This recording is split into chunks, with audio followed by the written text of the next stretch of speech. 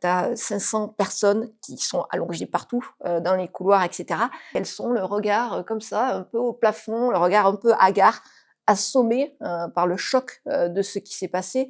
Et là, nous, notre objectif, c'est vraiment de se dire: «Action».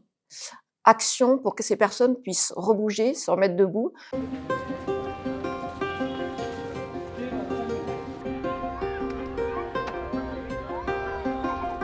Je m'appelle Pauline Phalippou, je suis spécialiste réadaptation urgence pour Handicap International.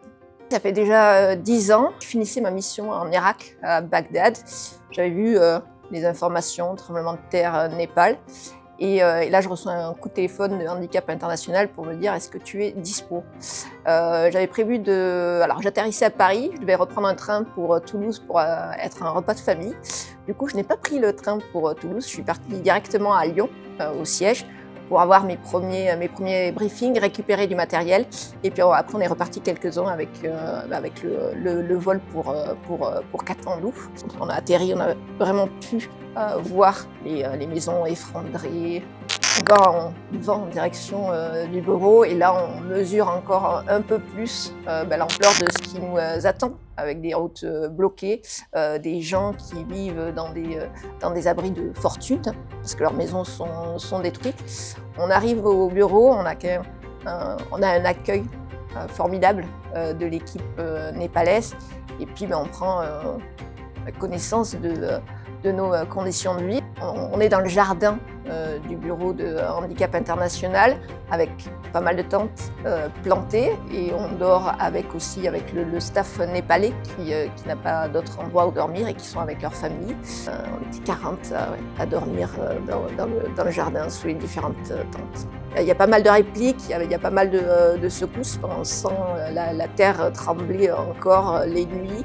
Comment on va gérer tout ça? Comment on va s'organiser, un peu un tsunami de besoins qui nous arrive. C'est vraiment les premières heures, les premiers jours de la réponse qui comptent.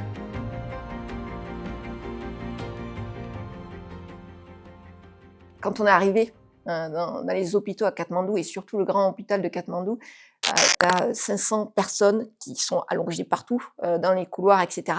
Ces personnes, elles sont allongées, elles ne bougent pas, elles ont des fractures, elles sont amputées, elles sont touchées au niveau de la moelle épinière et elles sont le regard comme ça, un peu au plafond, le regard un peu hagard, assommées par le choc de ce qui s'est passé. Et là, nous, notre objectif, c'est vraiment de se dire: action.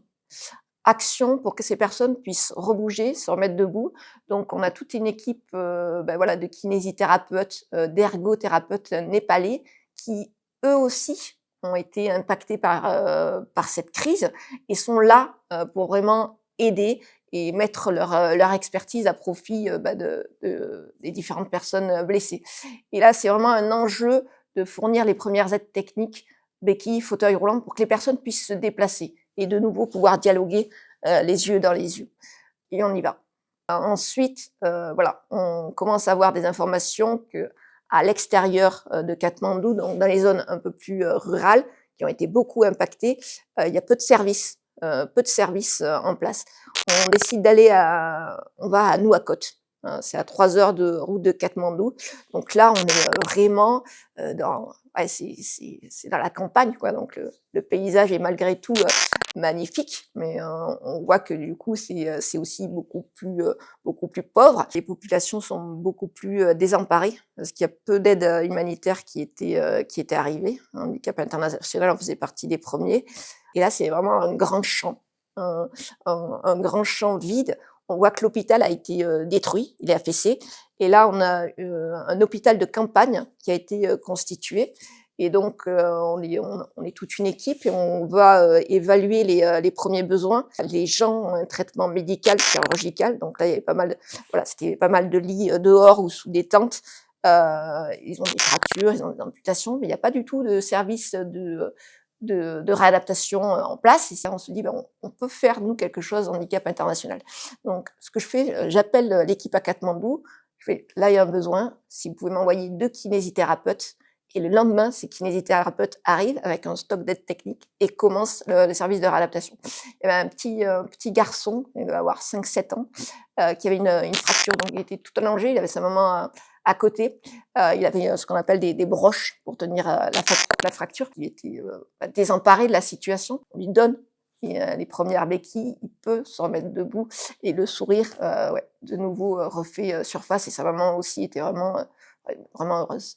On se remet en action, on se remet en route. L'événement est passé, c'est un choc, mais la vie continue et ouais, on se remet en marche, quoi. Le séisme en Birmanie a fait écho pour moi au séisme, ce qu'on a vécu sur le séisme Népal. On sait que c'est toujours une question d'heures et de jours pour que les personnes puissent avoir accès aux traitements médicaux, chirurgicaux, suite aux fractures qu'elles ont, suite aux amputations, et d'apporter au plus vite, de manière massive, cette réponse. Dans ce type d'urgence, nos enjeux, en premier lieu, c'est l'accès. L'accès pour tout personnel de Handicap International, d'arriver dans le lieu, de pouvoir finir la réponse de manière sûre, sécuritaire. Pour le Népal, on était, voilà, les zones les plus reculées étaient à 3-4 heures de route. Voilà, sur le Myanmar, on se retrouve Mandalay, où c'est plus de 12 heures de route de la capitale, avec des communications aussi endommagées. Donc vraiment une difficulté de rester en lien avec la base, ce qu'on n'avait pas sur le Népal, où les communications marchaient bien. Donc actuellement, on a donc 3-4 staffs népalais qui avaient eux-mêmes vécu le tremblement de terre il y a 10 ans et fortement participé à la réponse d'urgence avec Handicap International.